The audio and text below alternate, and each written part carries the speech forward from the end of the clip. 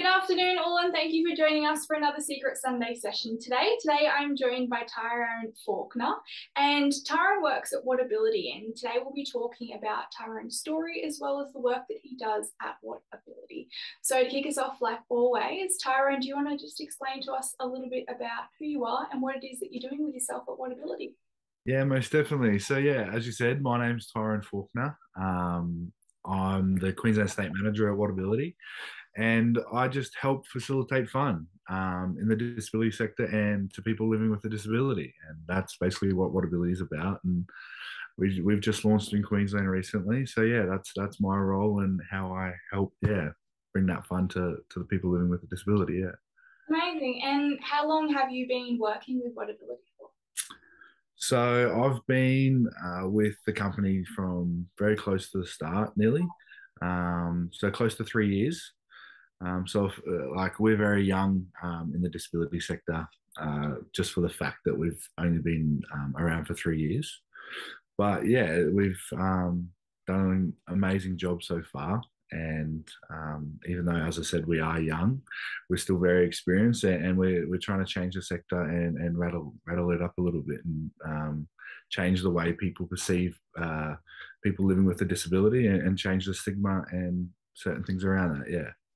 Phenomenal. And looking at what you're doing now, do you believe that it is something that's needed when you talk about, incorporating fun into the disability sector? Do you feel like that hasn't been there? Yeah, most definitely. I think we're very different to every other service in the fact that we do put fun first, and that a lot of other companies and or providers put service on a KPI and or results based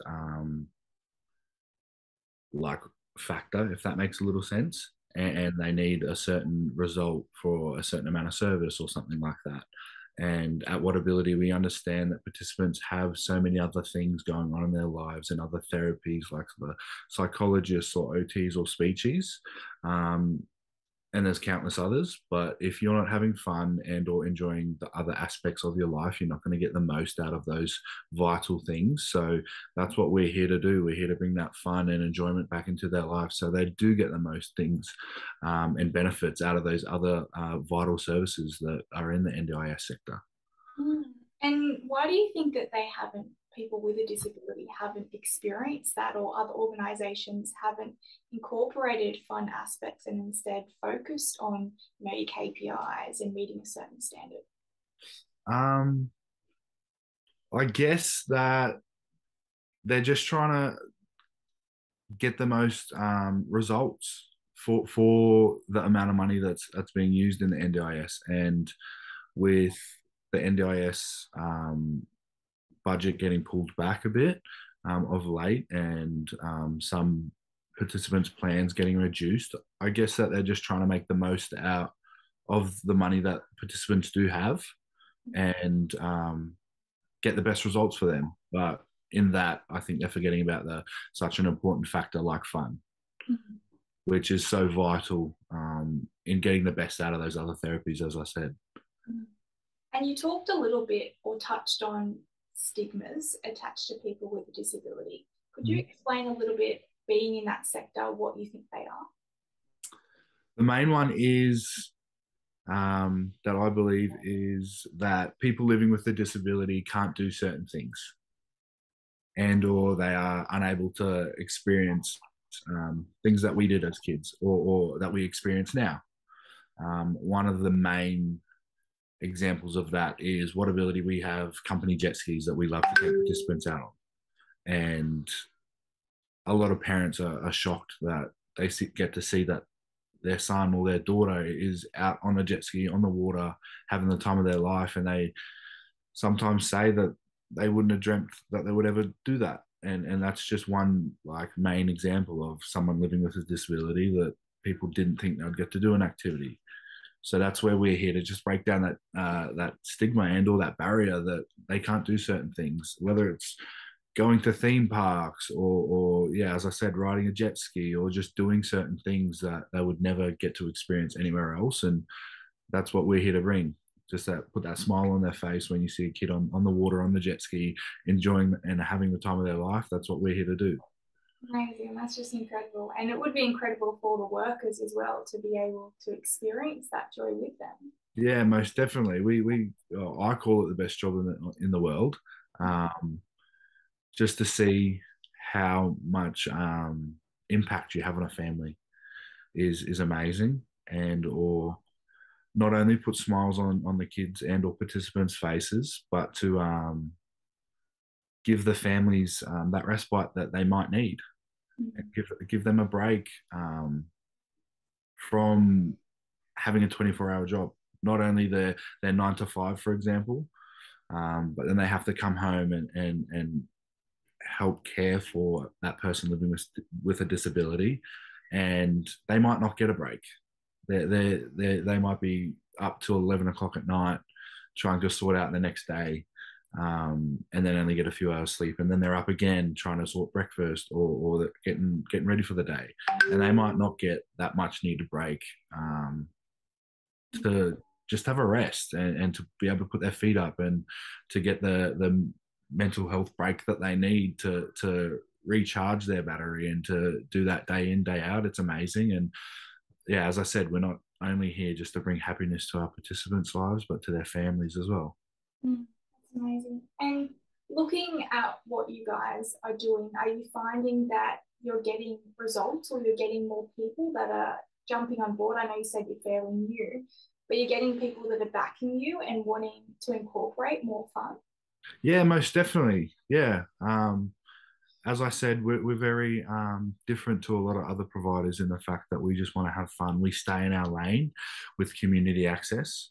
We see a lot of other providers, they dabble in a few things like in home care or plan management as well as community access. We kind of just know we're really, really good at community access. So why be good at a few things when you can be great at one? So not only are we seeing a lot of participants jumping on board, but we have great partners in the fact that Tire Power, Harvey Norman, and Shaw Partners have come on board, and they're us. Yeah, as I said, they're our partners, and they're coming on board to help bring happiness and put happiness first and bring smiles to families' faces. So it's not only the participants that are eager to get involved, but yeah, there's our amazing partners that want to help out and put smiles on faces as well. And I guess we're talking a lot about the fun and the happiness and the great part of being able to support someone with a disability. But do you also see times where it is tough and it takes a toll on their mental health, and some days people can't do it? And how do you support them during that? We say it whenever we get a support worker induction or we have support workers come on, that we say we're not only here for the participants and their happiness, we're here for our support workers' happiness as well. So yeah, we can't really say happiness comes first if we're only tending to only the participants. So we do regular check-ins with our support workers and ask how they're going, how they're traveling. We do regular workshops where we might meet up with them and say, how can we help you guys? Like, we want to change the sector not only for the participants but for the support workers as well. In the fact that at the moment the disability sector is a very casual support worker based job like regime, if that makes a little sense. And we're here to change that. We want to make it a full-time space where we want 80% of our support workers to be with us full time so they can get that loan, get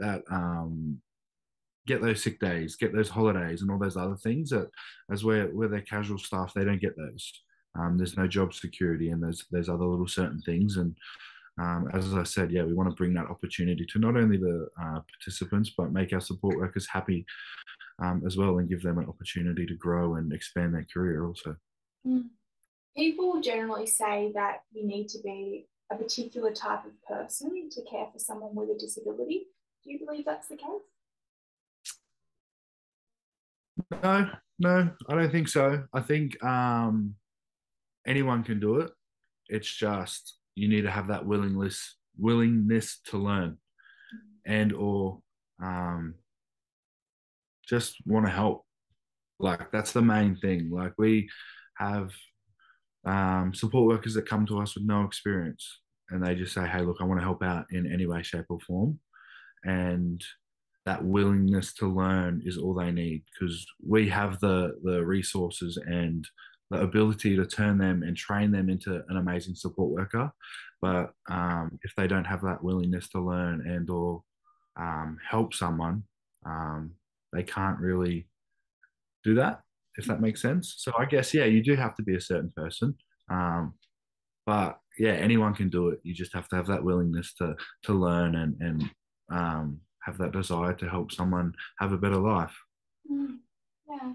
And looking at your journey then, why did you want to be a support worker? Why did you want to work in this space?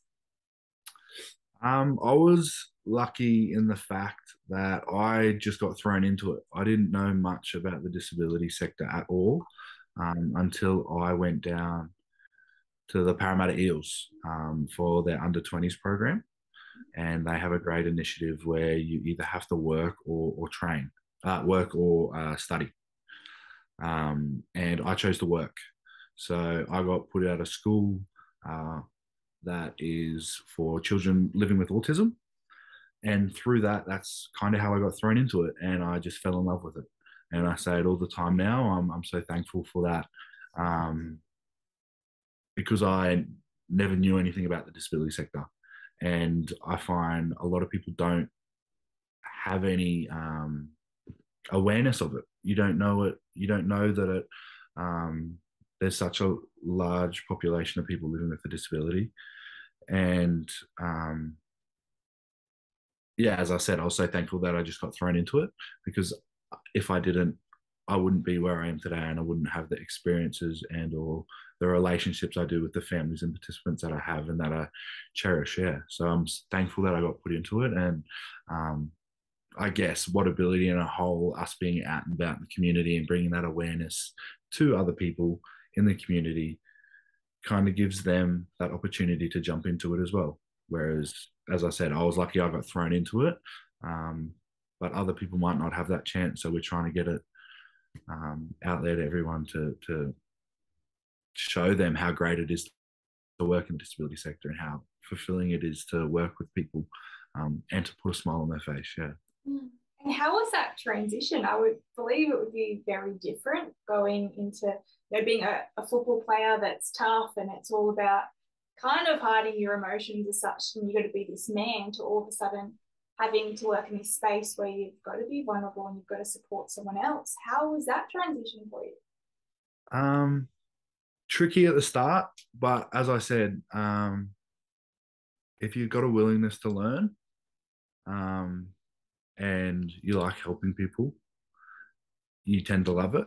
And it was such an eye-opening experience for me because I didn't know any of that or any of um, the sheer amount of people living with a disability and or at the school there was the kids with autism. You don't get to see them out in the community, so you don't have that awareness that there are these kids that have so much going on.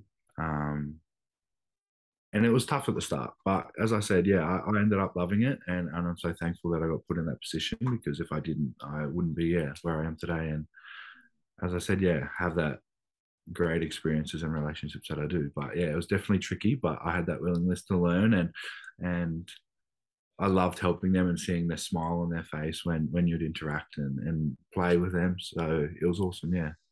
Do you think your perspective changed from, for example, when you were in school and mingling with people with autism that you said you didn't really get to connect with them much to now your perception has changed of what a person with a disability is? Oh, most definitely, most definitely. Um, just touching on like autism, like you don't know how much or what someone living with a disability is going through. And I think a lot of it is surface level, whereas you don't know what like they're going through sensory wise, how they're experiencing the world. And that was a big eye opening experience because they are experiencing everything differently. And I didn't understand that in school or as a young adult either. But then as soon as I got put into that and I got taught that, um, And I had that awareness that, hey, they're experiencing everything on a whole nother level, and the world's completely different to them. That kind of really opened my eyes and showed me that when you look at someone, you don't know what they're going through. And that's not only with autism, but that's in everything with life. If it's someone living with a disability, you don't know what struggles they're going through at home or anything like that. But that, as I said, that's not only for someone living with a disability, that could be anyone. You don't know what they're going through at home. You don't know what struggles they're going through. And that was a massive eye-opening experience for me, just to realize that people have so much going on that you don't know about. And yeah, just to treat everyone the same and to give everyone the same chances to do everything. As I said, like, people living with a disability don't really get that chance to go out and do those things, and that's why we're here. Make sure that they have an opportunity to do it like everyone else does. Why do you think, as a community or as a society, that we jump straight to judgment before appreciation or understanding? Great question. I'm not too sure. Yeah, I don't know. I'm not. Yeah, that's a great question. Um, I guess it's just awareness and understanding. They don't have that awareness that um, someone's going through the things that they are. And once someone realizes that there's so many other factors that come into someone's life and not everyone's experiences are the same, you kind of get that understanding and awareness that things aren't always surface level, and um, yeah, that it's not right to judge someone by their appearance or just what you've seen for that short amount of time, and that they've got so many other things going on potentially, and so many other factors come into it. And yeah, that's probably what I would say. Yeah. And do you think people fear people with a disability? To a degree, but I think that fear comes from not understanding and not having the awareness that um, people in the industry do have. And I think that's purely just, as I said, not understanding what's going on, and or yeah, what type of disability it is or something like that. Like, personally for me, throughout high school and my schooling um, time, I didn't have one class on anything to do disability related. And I think that's a huge factor because there's not that understanding of what's going on. If there was potentially one class that just said, like, these are some disabilities, this is actually what it is, this is what's going on, they would have that understanding, and then that judgment of would get removed, and or they would have that little more, like that little bit more of understanding of what's going on, and then that fear wouldn't be there anymore. Because I think a lot of people have a fear of the unknown, not only of living with a disability, but in life in general. So yeah, I think that's if they are fearful or have fear of someone living with a disability, I think that's personally where it comes from. Yeah. Do you think there is enough support for people with a disability? No, nowhere near. Um, Again, purely because awareness, and as I said earlier, not everyone knows what someone else is going through. And just because someone is out and about in the community doesn't mean um, they're getting the support they need. And yeah, I think a lot of people are forgotten in the fact that they don't get that one-to-one support, or they're not getting checked in on or anything like that, and or they don't have the right amount of funding to get the support they need. Yeah, I don't think they do have enough support, but that's what we're here to change. And I think awareness and understanding of people living with a disability will bring the right amount of change and or put the sector in the right direction of getting more support for the people that need it, and or just everyone living with a disability in general. And we talk about awareness, and we're in this culture where awareness seems to be shifting with the rise of social media. People are starting more conversations. Do you believe the disability sector is being talked about more and stigmas are being broken down? or do you believe there still needs a lot more improvement? I think it needs a lot more improvement, but I think, as you said, we're going in the right direction. Um, and like I can only speak from experience at Whatability, but we love social media.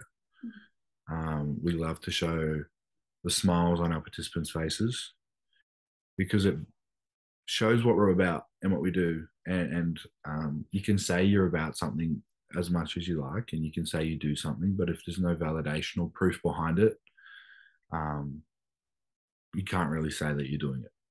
So that's why we love it. We love to show our participants breaking down those barriers of, as I said earlier and touched on, riding a jet ski, for example. Like that's huge, and to show the community that is massive. And at Whatability, we love um, using professional and semi-professional athletes because that's kind of where we stemmed from. As I said, like we at Parramatta, we kind of got put at the school. And Steve Dresley, our CEO, has done an amazing job at building relationships with professional sporting clubs and players. Because if they go out on a shift with someone living with a disability, that breaks down a barrier as well. And their social media presence shows that it's socially acceptable and or that they shouldn't fear someone living with a disability and that they can break down barriers and that it's such an amazing thing to do and be a part of. And it encourages them to partake in either becoming a support worker or reaching out and or sharing the awareness of people living with a disability. And as I said earlier, the professional clubs help out also. Like if they hold a day where participants get to go and attempt a sport, they get to experience that. And if they don't like it, that's awesome. At least they know that they don't like it. If they love it, that's also amazing because they've got an avenue they can pursue and or follow up with and or partake in. Like just that experience to try things is massive, and you don't really see it anywhere. And that's why I think we're so different from everyone. That we want people just to try experiences and get out and about and break down those barriers of people living with a disability cannot do things because they can, and just with the right amount of sport, like the sky's the limit. That's honestly phenomenal just to hear that and know that people out there can have access to that sort of support that's more uplifting. Because as you said, there's so many businesses out there that are so service driven that it's nice to have a difference. Yeah, definitely. And if someone was to come to you, or how does the procedure work with Whatability? How could they get involved, or how could they put their loved one through to you guys? Yeah, so just because you touched on it first, the support worker. As I said earlier, you don't need really any experience. You just need that willingness to learn. They would head to our website if you're a participant or support worker. So that's whatability.com.au and click get started. And then since we're going to be national by the end of the year, you click what state you want to get involved in and fill out a quick sign up form. So if it was a support worker, they would fill it out, and then one of the staff members at Whatability would reach out and have a quick chat and say, like, "Hey, I'm from Whatability. Like, what do you want to get involved with? Like, are you interested in this? All that kind of stuff." And then it kind of kicks off from there, and they go onto our onboarding system where at Whatability we set our standards above the industry standards. So they complete all their checks and then they go come in for an induction and go on a buddy booking, and then we have monthly workshops and training available. And then after they tick all the boxes, that's when they can finally go out and start working with a disability, or someone with a disability. And if they're a participant and or a family member of a participant that wants to get involved, they basically do the same thing. They head to our website, click get started, click the state, fill out a quick sign up form, and same thing. One of our staff at Whatability will get in touch and want to come out and meet the family and the participant. We see a lot of other providers can just fill out forms online and then they're out and about like as soon as possible. We don't want to do that. We want to put a face to a name. I know it's a big cliche, but we are a big family here. Um, and yeah, we want to get to know not only the family and the participant, but we want to know the dog, the cat, and everyone else that's involved with the family. Because we don't want to put a stranger at your door. We want you to know someone at Whatability face to face and personal, and take that customer like service out of it. Like, we want to be there to support you any way possible, and yeah, just make it really interpersonal, and get to know everything to know about the family and the participant, so we can best support them. Oh, that sounds like no. I'd love someone to turn up on my door like that. Most definitely. Oh, amazing. And what's your ending message or your lasting message to people out there that may not understand people with a disability? What would you say to them? Like, reach out to someone in the industry, um, because there's a lot to learn, and no one ever knows everything. So I think a lot of people in the industry um, will send you in the right direction of where to find more information, and or understand people living with a disability better. Um, and once they take that first step, I find a lot of people fall in love with it, and don't want to stop there, and they get more involved, and or like, it's as simple as just sharing a post.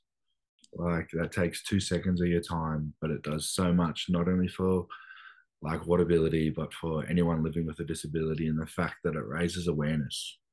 And the more understanding that's out there, as I said before, the less fear is out there, and the more inclusion there is.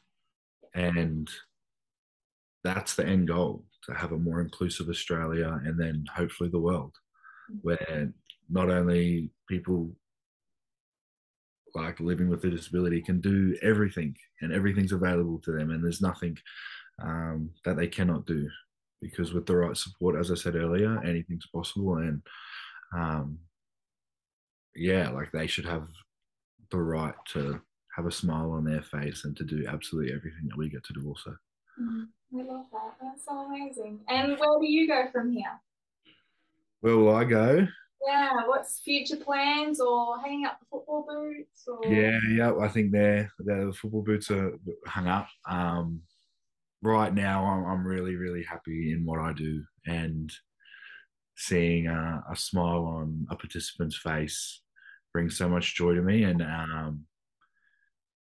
help helping to facilitate that is what I want to continue doing, and growing. And as I said before, like, I want to help make Australia a more inclusive country, um, and just to break down those barriers.